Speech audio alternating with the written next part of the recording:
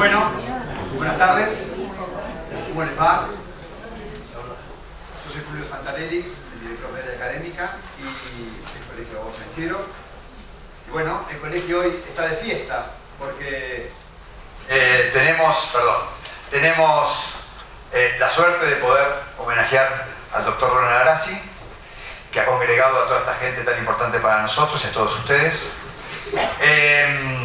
Y digo que es importante para nosotros porque el colegio siempre ha prestado mucha atención al desarrollo del área académica y a la formación de nuestros profesionales. Y también el colegio siempre se ha preocupado por una administración de justicia cada vez mejor.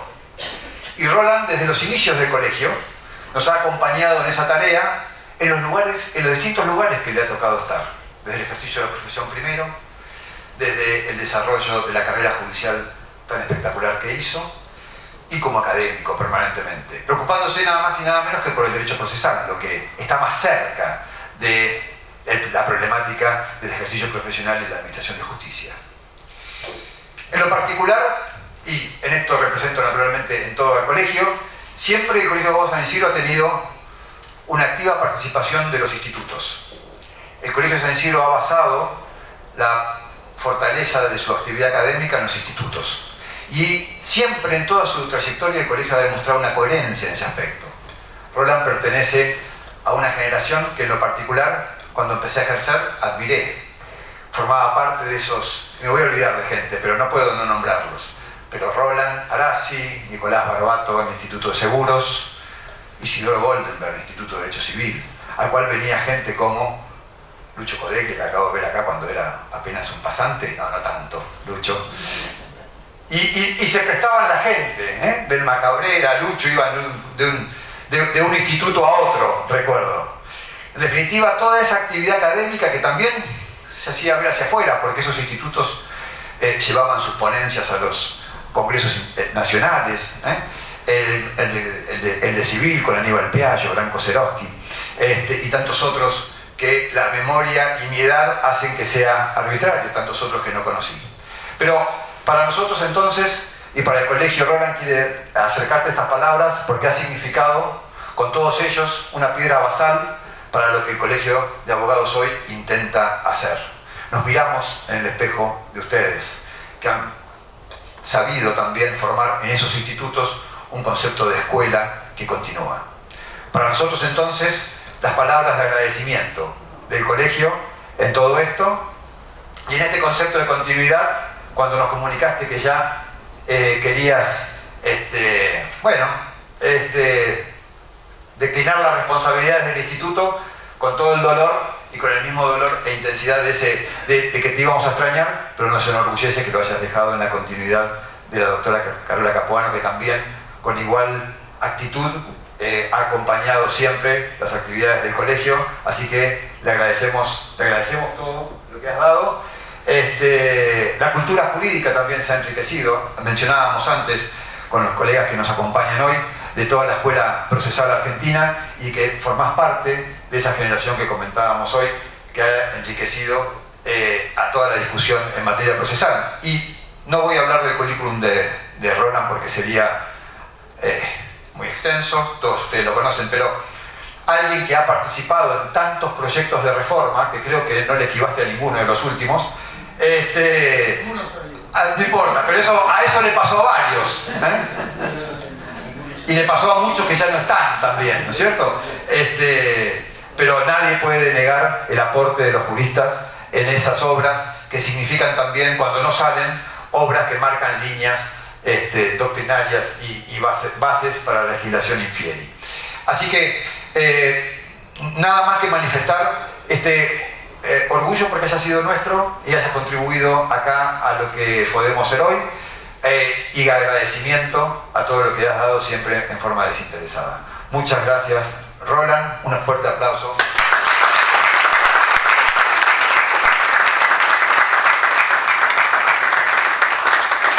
Carola. Realmente, y lo digo de corazón, aunque estas palabras son siempre, están un poco gastadas, pero el agradecido profundamente soy yo, porque lo que me ha dado el colegio, creo que me ha dado todo.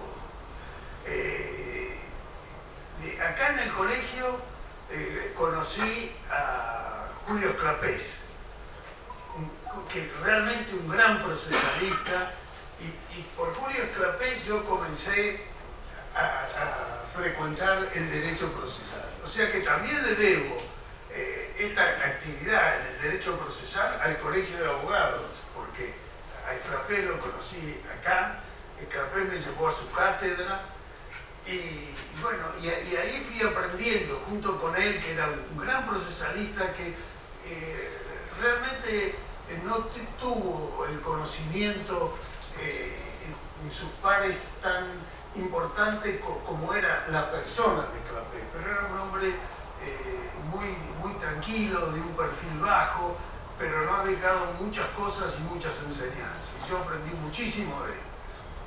La carrera judicial se la debo al colegio. Se la debo al colegio porque yo ni pensaba, yo que hacía la profesión, inclusive estaba como tesorero en el consejo directivo, y bueno, y un día el presidente, que era Cicinio Fernández, a quien uno siempre lo recuerda con mucho cariño, un día me agarró de la mano, me dice: vos, se va a crear un juzgado nuevo y el colegio quiere que esté.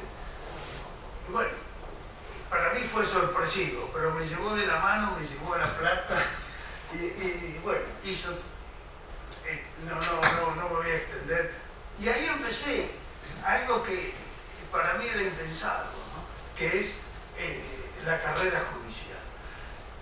Entonces, le debo al colegio la vocación por la disciplina procesal, le debo al colegio toda la carrera judicial.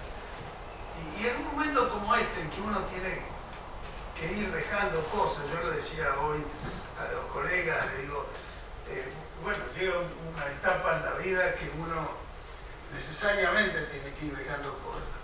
Me costó mucho dejar la cámara, porque la extrañé durante mucho tiempo, y me cuesta mucho dejar el cargo de este, que me decían hoy, yo ya no me había acordado, que estuve durante 40 años. Parece que es un número, ¿no? Entonces hay que dejar paso a la gente joven y a la gente que lo va a hacer con más entusiasmo y más, quizás con más tiempo y más dedicación. Y la nostalgia viene por recordar quienes hoy no están, sea Cicinio Fernández, en los primeros momentos que costó tanto la creación del departamento de San Isidro y consecuentemente del colegio, donde, bueno, después de... Entonces, en este momento me vienen a la memoria los nombres de Monelos, Nano, Alegre Hernando, D'Amico y tantos otros que hoy lamentablemente no están. La alegría de que está, sí, Guillermo Sagués, que yo creo que fue también un motor en el colegio y dio un impulso. Y bueno, no sé si exagero al decir que el lugar donde estamos, Guillermo tuvo mucho que ver con que hoy tengamos este. Entonces veo esto y realmente siento mucha emoción, mucho agradecimiento, que hago extensivo a los profesores que nos acompañan y a toda la gente que está ahí. Bueno, Eugenia, que se vino de Mar del Plata, Enrique Falcón, Roberto Belizonce. Bueno, así que yo voy a estar acá en el colegio dando lo que pueda de acuerdo a las fuerzas que me van quedando. Entonces, lo único que puedo decir es gracias por todo lo que recibí, y esto sería la culminación de lo que me ha dado el colegio. Así que de tu persona y la de Carola agradezco muchísimo, y especialmente a Carola, que creo que fue quien tuvo a su cargo la organización de esta jornada. Así que muchas gracias. bueno, y seguiremos adelante en lo que podemos. Gracias.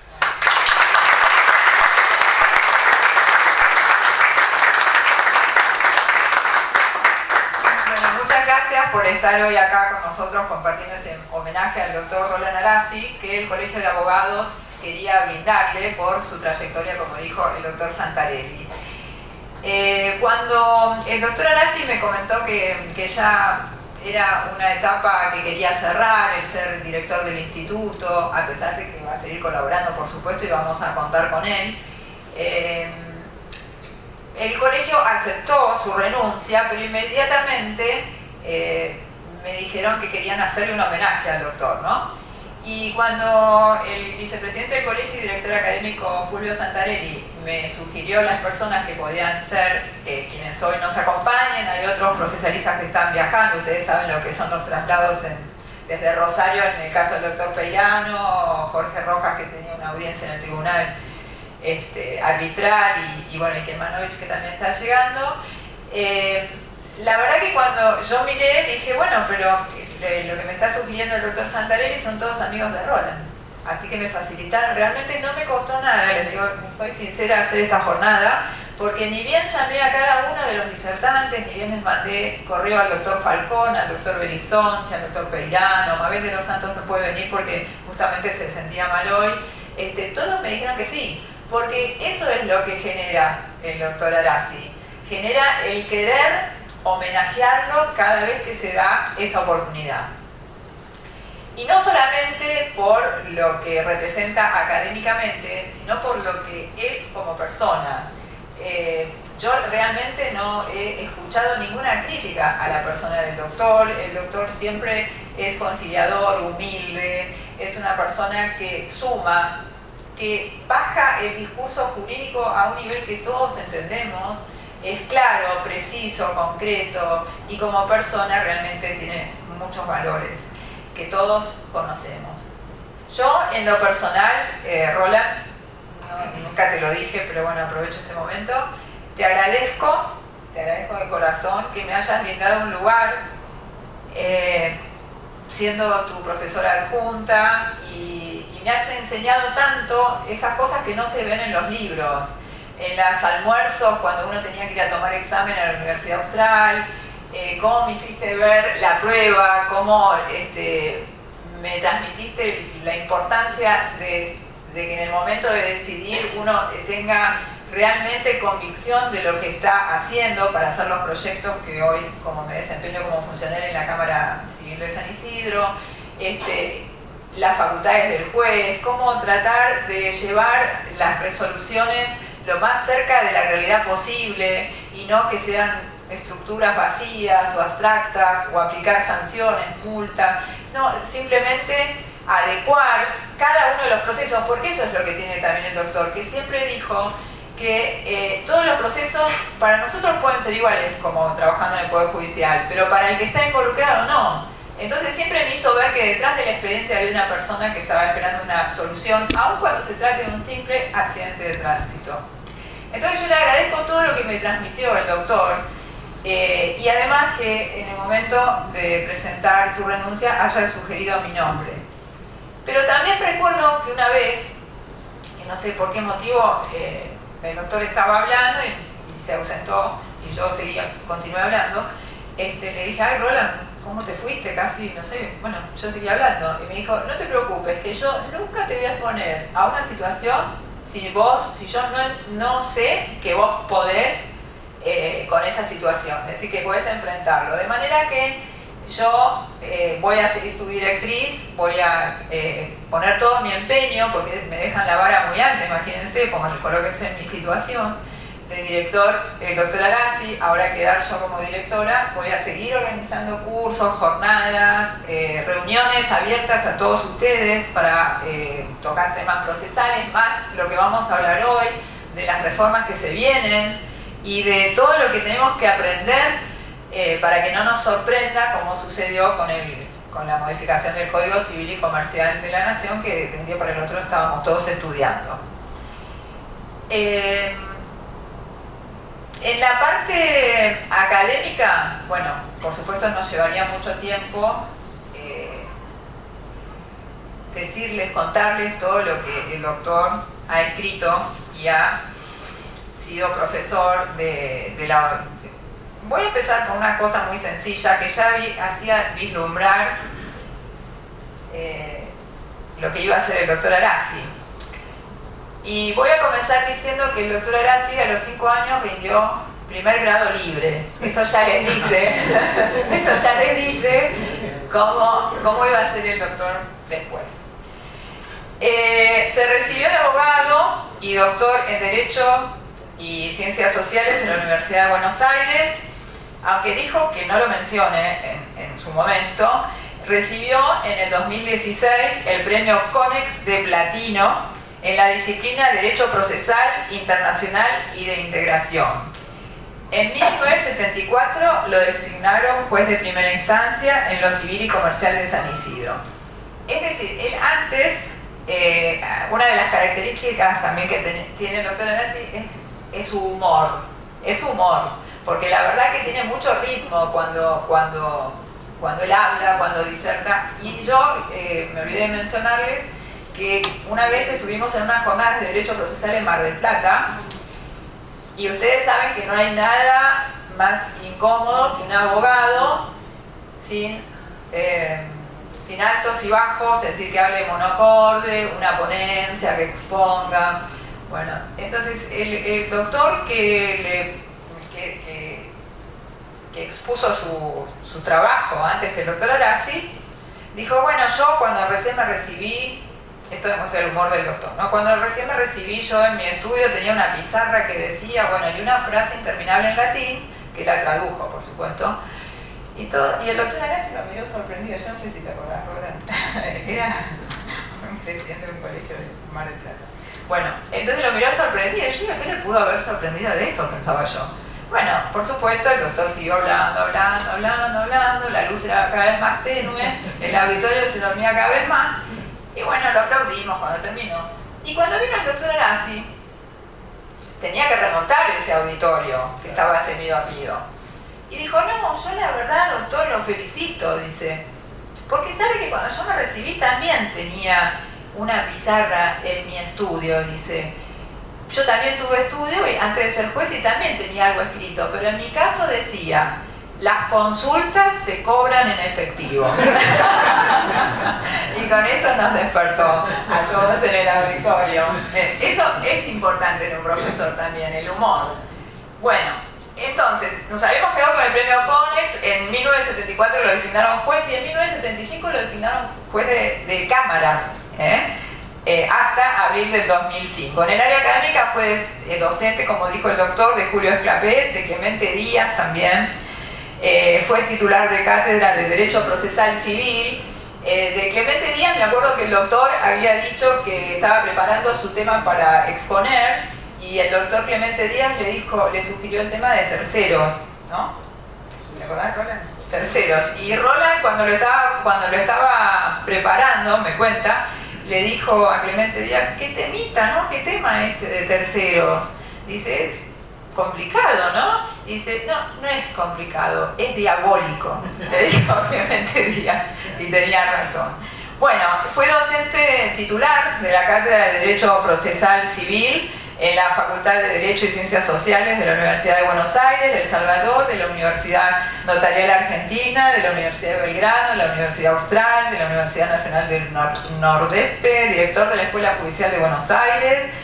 Tiene escritos numerosos libros en los cuales es autor o coautor de libros especializados sobre recursos, derecho procesal civil. Casi todos nosotros hemos estudiado por el Código Comentado Fenoquieto Arasi. Y bueno, en realidad es interminable la lista y los artículos que ha escrito, pero la verdad que queríamos homenajearte en este día por tu sabiduría, tu humildad, tu simpleza, tu trayectoria y por todo lo que diste a este colegio de abogados, como abogado, como juez, como profesor, como director del instituto. Y por eso ahora te vamos a dar un presente y vamos a... un presente que está aquí, es un cuadro.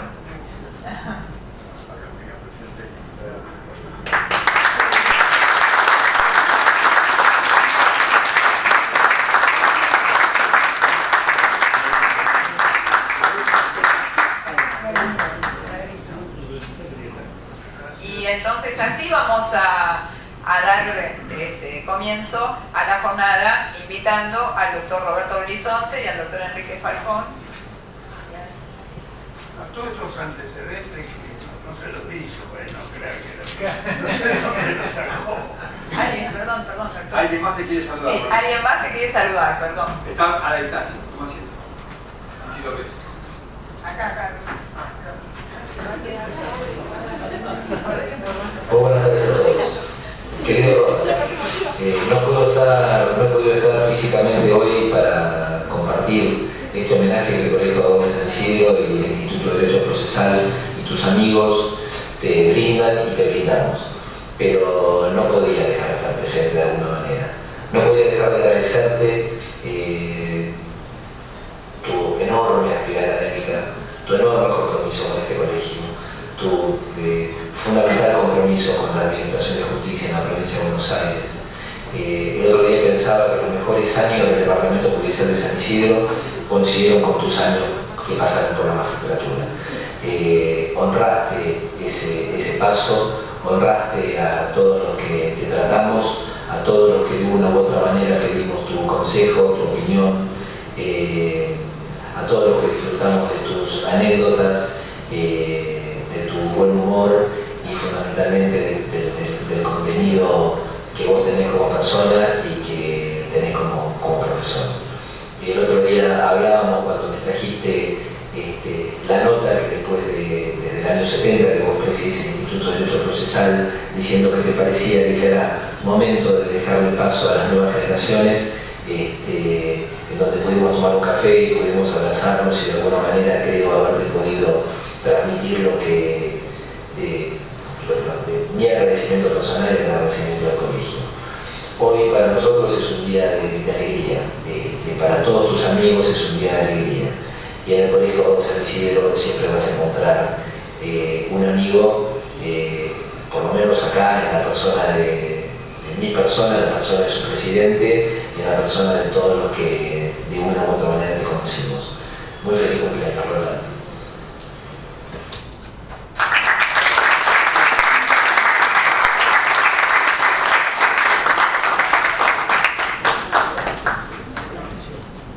Muy bien. Bueno, ahora sí, hacemos pasar a los profesores. Bueno, ¿se escucha ahí? Sí. Vamos a dar comienzo entonces a esta jornada que lleva el nombre de Luces y Sombras en los proyectos de código procesales, civiles y comerciales de la Nación y de la Provincia de Buenos Aires. Y para introducirnos en este tema, el doctor Enrique Falcón va a hacer alusiones a este tema del congreso, de la jornada. Cuando le pedí el currículum al doctor Enrique Falcón, me dijo simplemente profesor y académico. Doctor Enrique Falcón, lo escuchamos. Muchas gracias. Me quedé pensando, yo tenía acá todos los antecedentes de Roland, 68 páginas para leer, pero Carola, haciendo un resumen sintético, ha olvidado los siguientes puntos. No. Me quedé pensando en el hecho de que hace casi 50 años creo que nos conocemos o que nos encontramos en la facultad, en la cátedra, que entonces ya en ese momento estaba en el concurso, estaba esclapeso, estaba cambiando por días, no me acuerdo bien cómo, ya con el tiempo uno va perdiendo la memoria. Y yo entré como ayudante de segunda, que era muy importante en ese entonces, y Roland era ayudante de primera, es como si fuera un jurista de mucha menor jerarquía. Éramos bastantes en la cátedra y bueno, nos conocíamos accidentalmente así de vista, pero quiso el destino de que en el segundo cuatrimestre trabajáramos juntos. Y fue una cosa maravillosa porque durante los próximos 50 años hemos transitado en numerosas oportunidades y con gran placer juntos el camino del derecho procesal y de las cuestiones particulares, paseando a veces, jugando al tenis, en vacaciones, en Mar del Plata y en otros distintos lugares. y ha sido una felicidad compartir con Roland todo ese camino.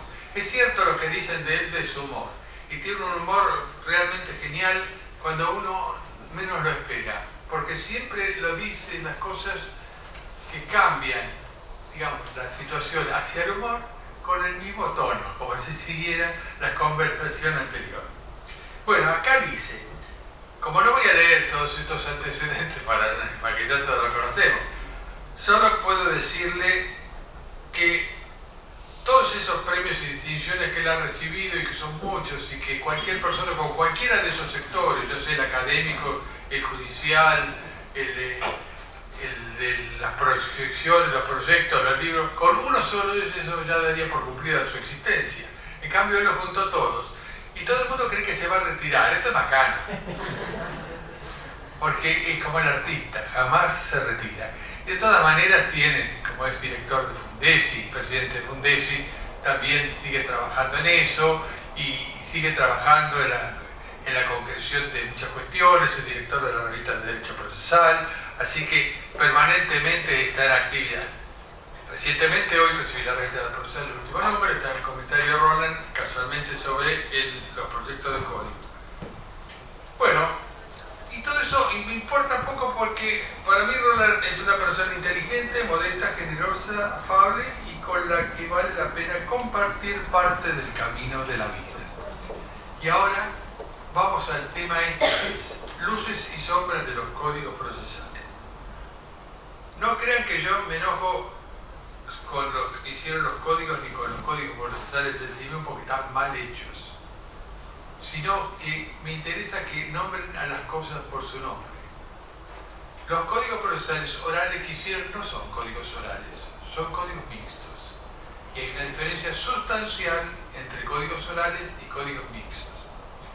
Nosotros tenemos un ejemplo muy sencillo y fácil, y me comentaba mis amigos de procesal penal, porque a pesar de que están en otra área, a veces tengo amigos en otra área, ustedes saben que no peleamos, pero tengo amigos en otra área, que ellos ya llevan 11 años en la lucha por llegar a la oralidad.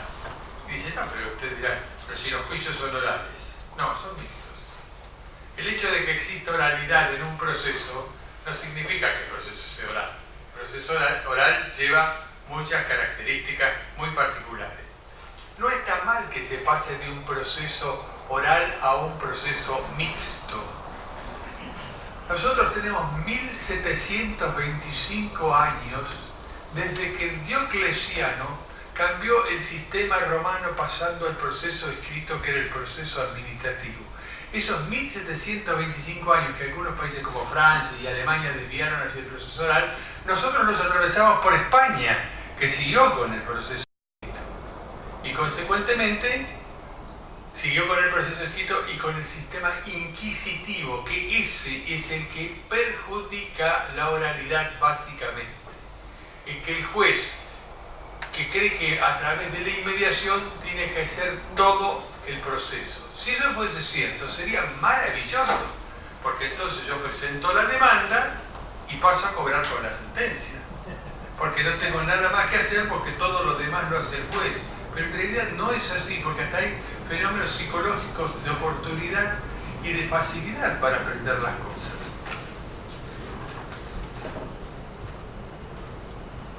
Y el tiempo es el tema que yo he tomado para esta exposición.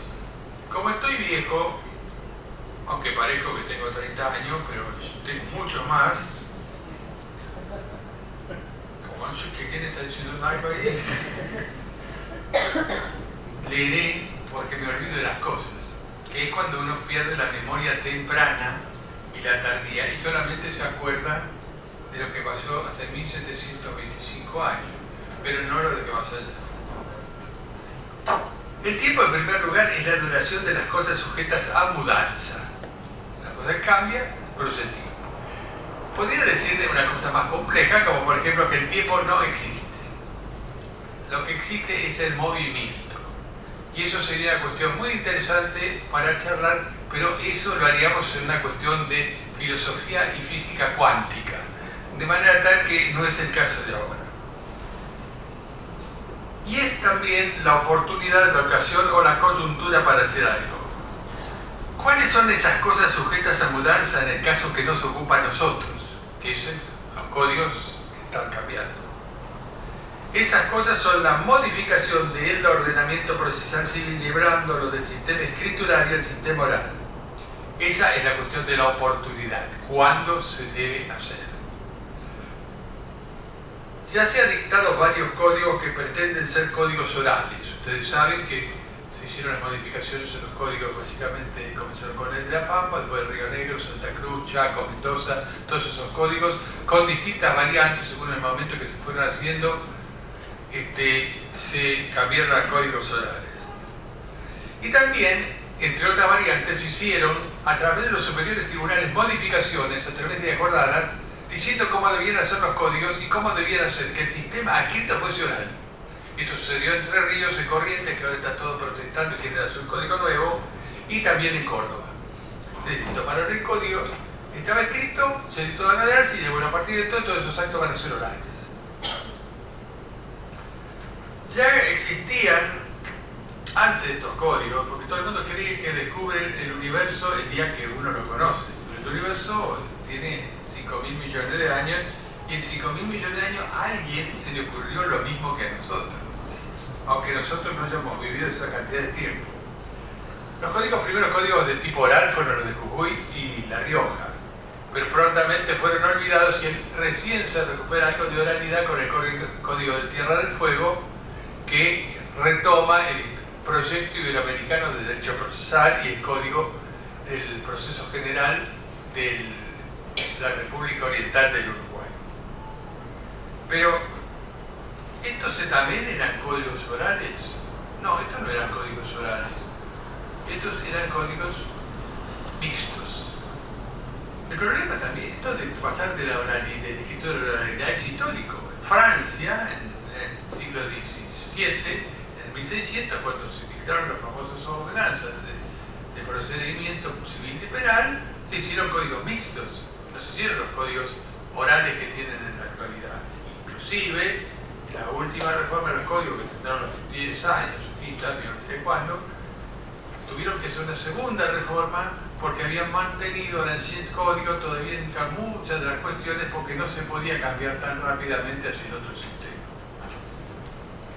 Nosotros veremos someramente, porque el tiempo no da, dos proyectos de código procesal civil. El federal, no el nacional, esta es la primera crítica, y el de la provincia de Buenos Aires. ¿Por qué código federal y no nacional? Porque el código federal es el que hace la nación. Y el código nacional no es nacional porque no existe más, sino que debería ser el código de la ciudad autónoma de Buenos Aires. Si dictan un código nacional para aplicar con los tribunales que serán en el futuro de Buenos Aires, lo que están haciendo es invadiendo, por un lado, las funciones que corresponden a este distrito que tiene su propia autonomía. En ambos parece existir una urgencia que no se comprende y se pretende una articulación provisoria desordenada. Es cierto que es necesario un cambio yendo hacia la oralidad, esto no lo niega nadie, pero se está apurado en hacerlo y ese apuro da lugar a graves errores e incomprensión de lo que se está tratando de realizar. Cuando no, ese apuro esconde también otros propósitos que no tienen que ver con la reforma a realizar, como les voy a notar después. Couture, todos saben que Couture era un señor que vivía del otro lado del charco, muy inteligente según dicen, y que tiene un librito muy bueno, y después escribió toda una serie de cosas. Bueno, escribió una cosa muy chiquitita, así que se publicó, chiquitita, y después aparece en todos lados, que se llama Los Mandamientos del Abogado. Y uno dice, ten paciencia, en el derecho el tiempo se venga de las cosas que se hacen sin su cooperación.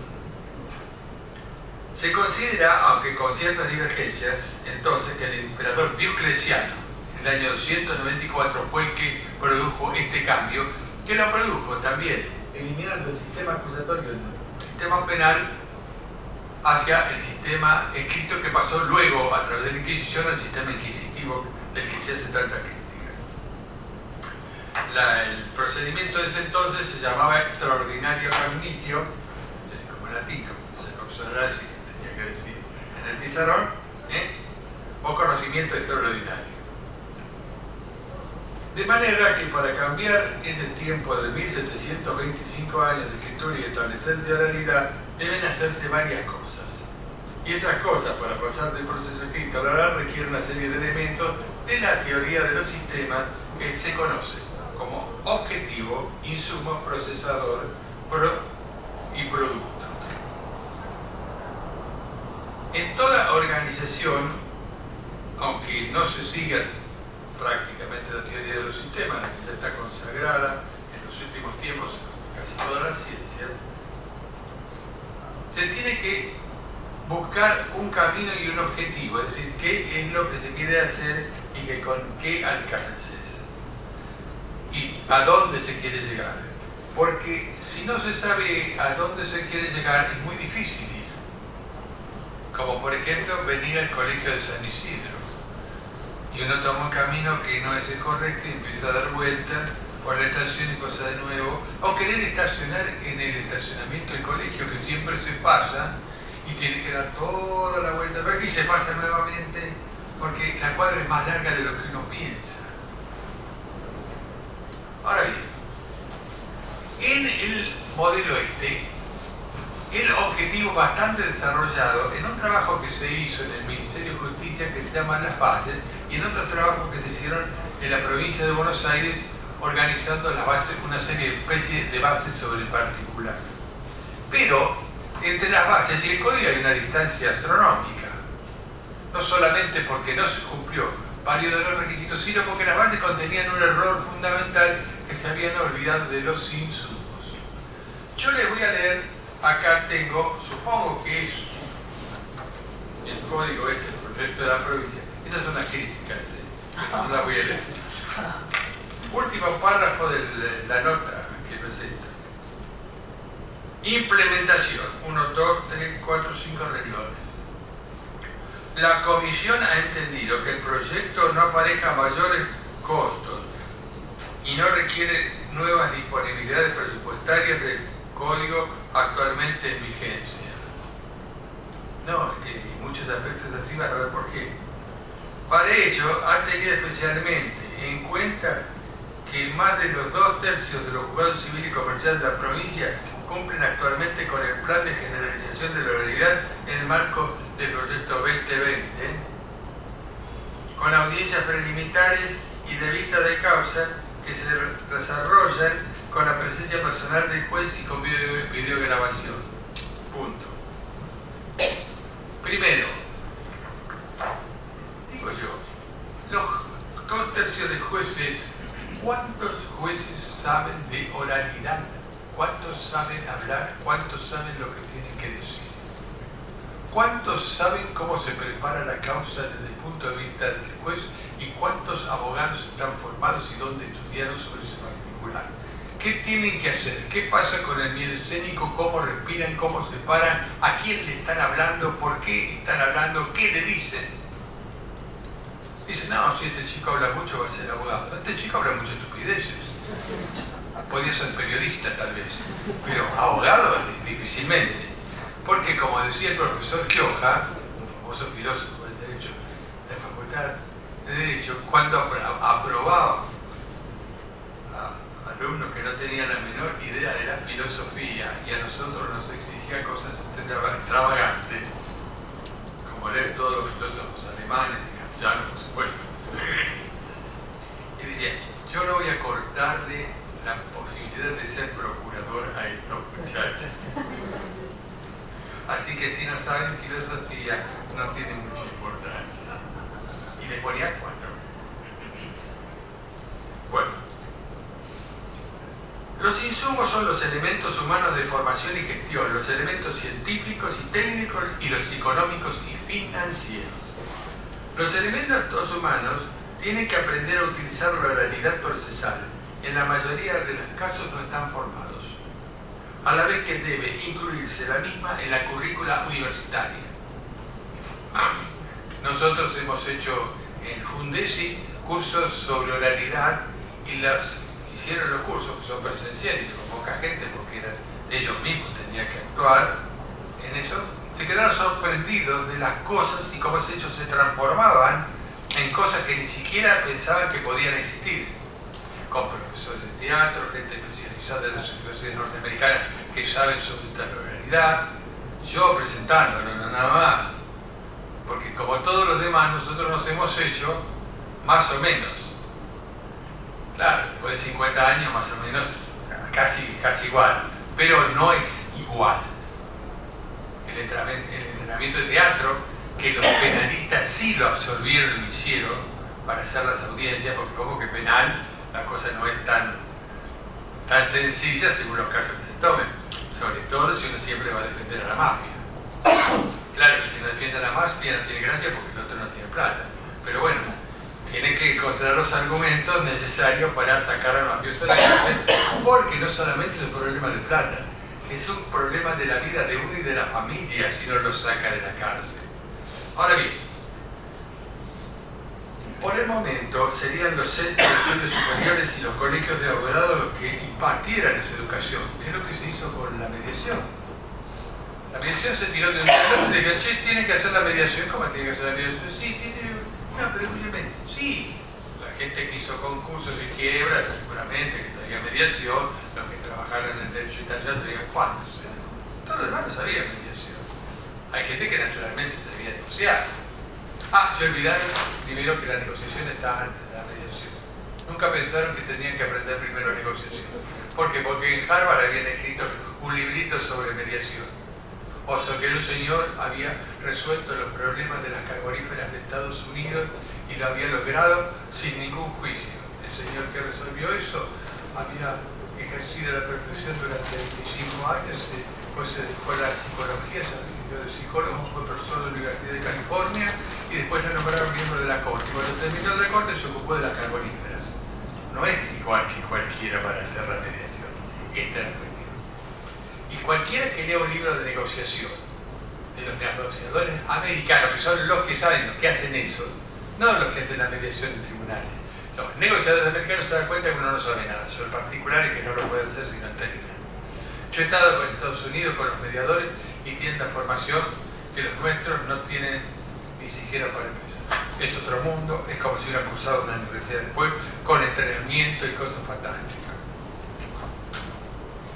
Los elementos científicos y técnicos son aquellos que nos permiten trabajar adecuadamente en esa tarea. La comunicación, el lenguaje, la elaboración de las estructuras, compatibilizar la función jurisdiccional con la oficina judicial, la distribución armónica de competencias, la preparación del caso. Pregunto yo, ¿cuándo aprendieron la preparación del caso? Sí, nosotros más o menos preparamos. No, la preparación del caso para un oral. ¿Cómo estableció la táctica y la estrategia cuando las cosas a mitad de camino le cambian? ¿Cómo resuelve eso? No tiene tiempo para consultar. Tiene que resolver ahí mismo, cambiar el camino, convencer. ¿Cómo en 30 minutos o 25 minutos va a convencer al tribunal o va a pedir que se le dé la oportunidad de más tiempo para exponer? Era esa persona que siempre empiezan a hablar y siempre están en el mismo tiempo y después dicen, sí, pero ahora, y siempre que necesitan agregar algo. Y así van a estar 50 horas. Pero eso no les sirve, porque no es cuestión de estar 50 horas hablando. Es cuestión de hablar lo que se debe hablar, saber de lo que se trató, estar atento a la audiencia, tomar notas, comprender la cuestión. ¿Y la oficina judicial?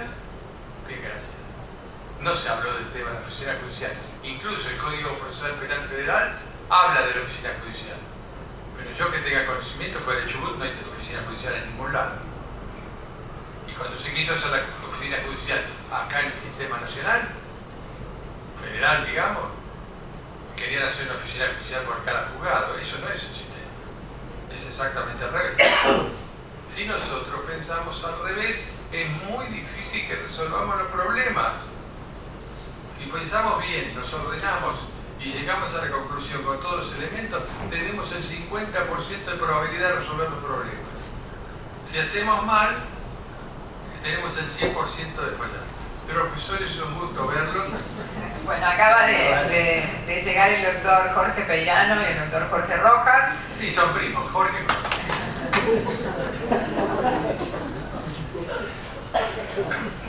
Doctor Jorge Peirano, lo invito acá al estrado. Yo me voy. No, porque no.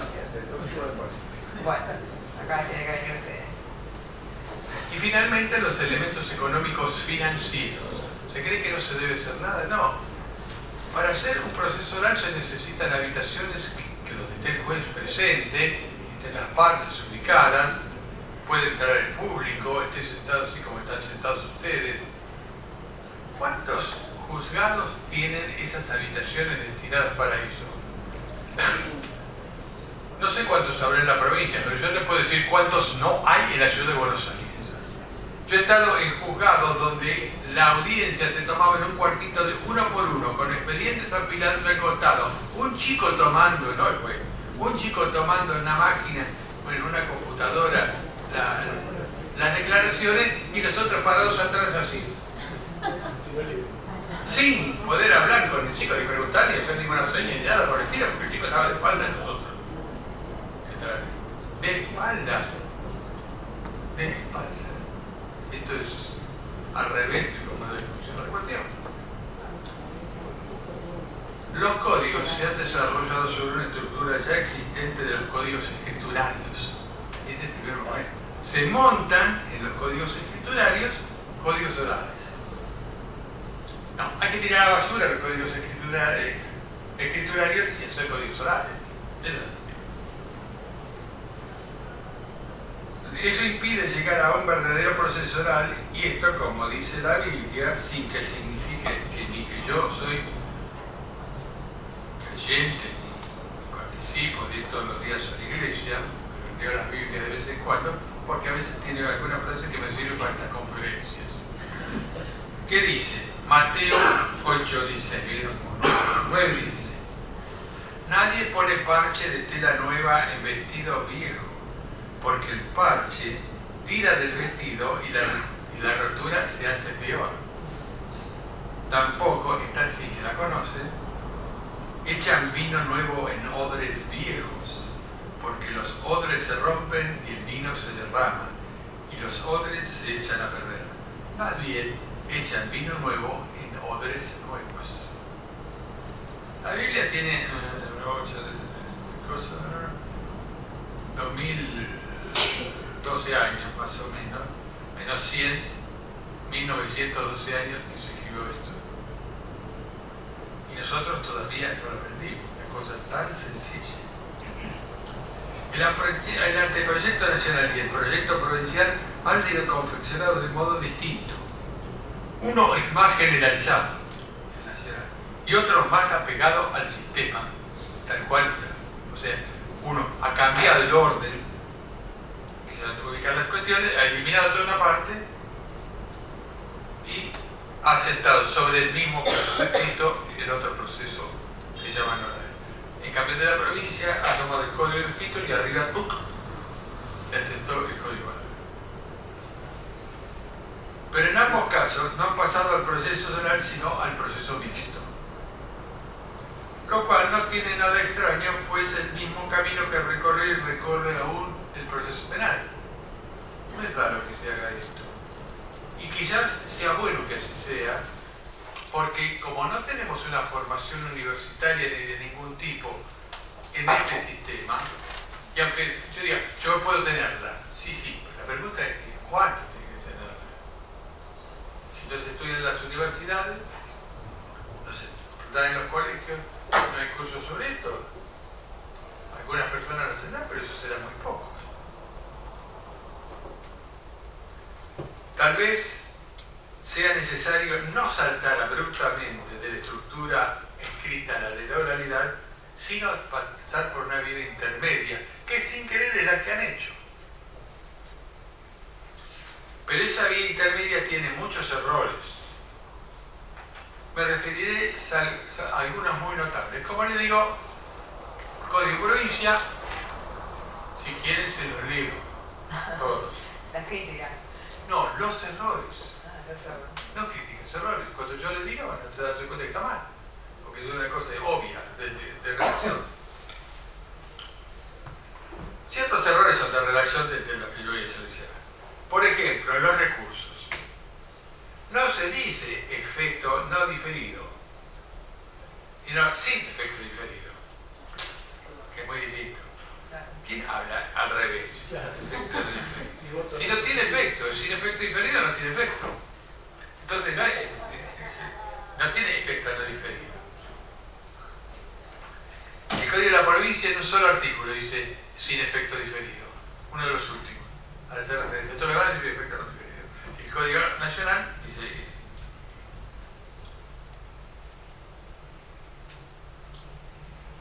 Otra cuestión que no se trató, ¿qué efecto tiene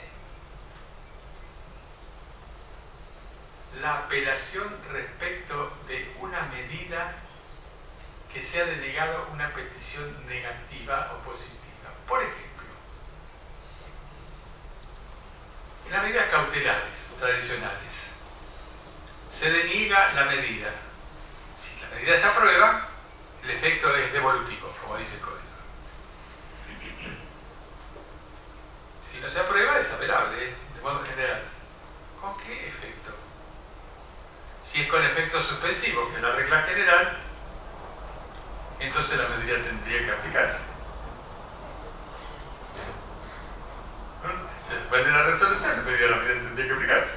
Y sin embargo no se aplica. Falta el tratamiento de una de las cuestiones del recurso, que no se ha resuelto. Eso se lo dejo para ustedes por si quieren hacer otro código. Por lo menos las preguntas no contienen un hecho. Porque si lo contuvieran no serían preguntas, serían interrogaciones sugerentes que están prohibidas por el artículo 281. De modo que la expresión en el proyecto provincial no se referirán a más de un hecho es la correcta. Referirse a más de un hecho como probable, no como existente. Si contienen el hecho es existente. Pero ambos trabajos contienen dos errores de siempre que muestran además la falta de revisión que todavía no se ha propuesto en un código oral en el sentido propio. En el anteproyecto y el proyecto se toma primero el juramento y luego se le pregunta al testigo sobre su nombre, edad, estado, etc. Eso es un error tradicional en todos los códigos, no es de este.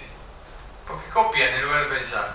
Primero se individualiza la persona, luego se le toma juramento. ¿Cómo le voy a tomar juramento a una persona que no conozco? Y después voy a preguntarle quién es. No, yo vine a limpiar el piso, dice el tipo. Y esto que ustedes escuchan es mi antibiótico. Que lo voy a tomar de esperanza. Entonces, estas cuestiones hay que corregirlas porque cuestiones, no es cuestión de ir copiando el código como está. Hay que ir también corrigiendo, pueden ser útiles. El interrogatorio preliminar es muy útil, sí, pero perfecto, hagan en orden. ¿Por qué hacen dos artículos separados que no tienen ningún sentido? De hecho, en la práctica se les pide primero el documento. En la práctica se hace como corresponde.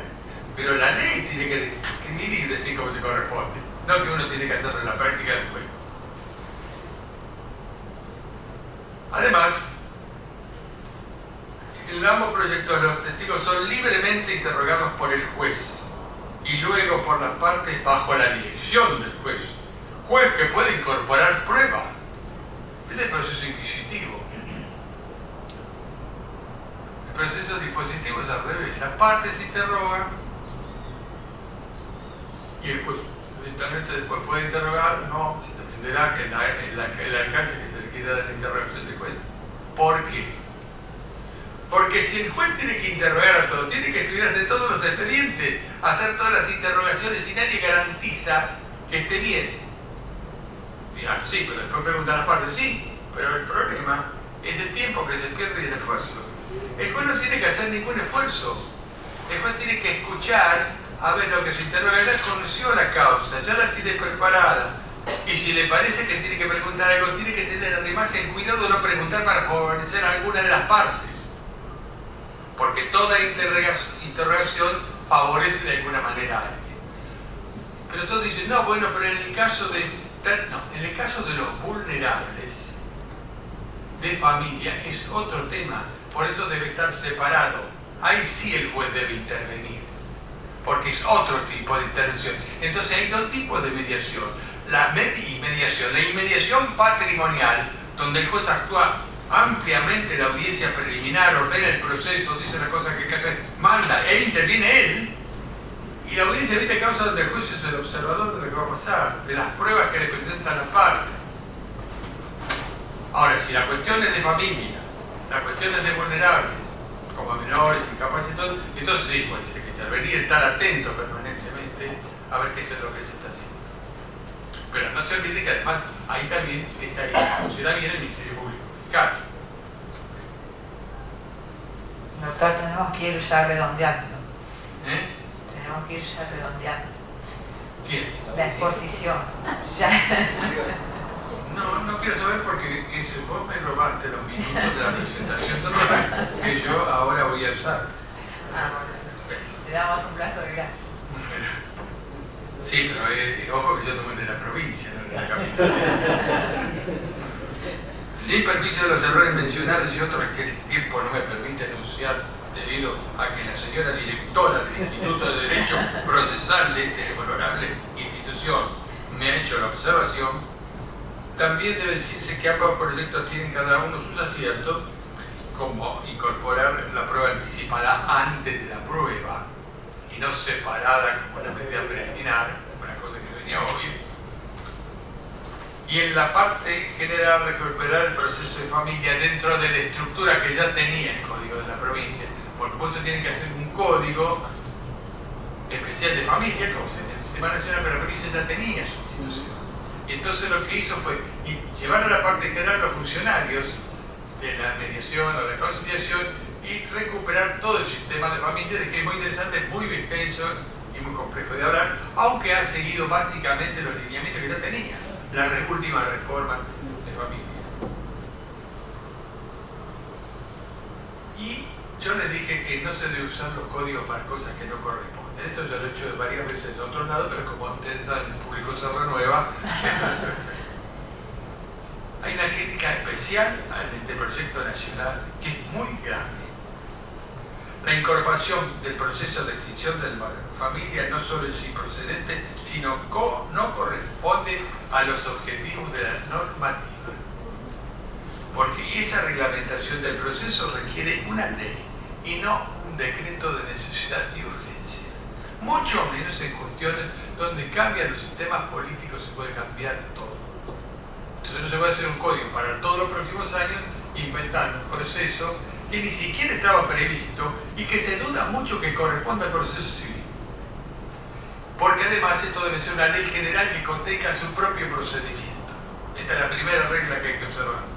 El querer incorporar por la ventana la extinción de dominio en este código es una maniobra política que no corresponde a los sistemas científicos si queremos que los procesos, todo lo demás que hagamos en el sistema científico y no sean una cosa oportunista.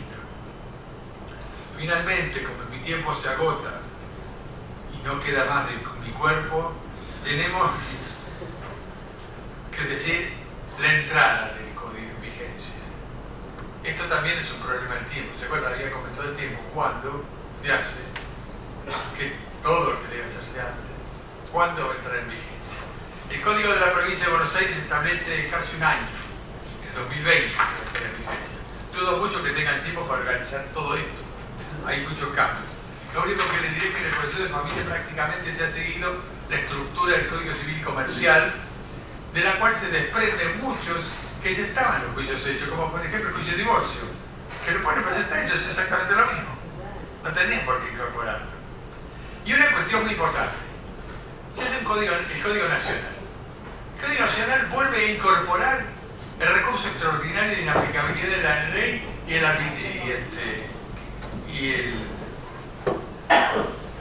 el sistema general de los procesos constitucionales, como el amparo.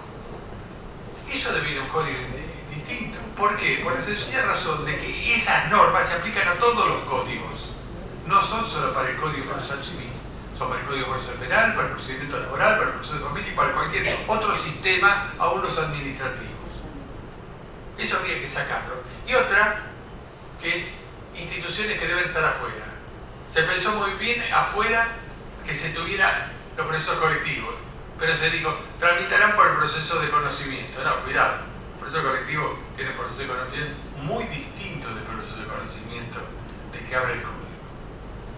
Y lo que hubo finalmente, lo que quedó afuera, y con esto ya termino, vieron que ya termino y se dijo el código, es el arbitraje.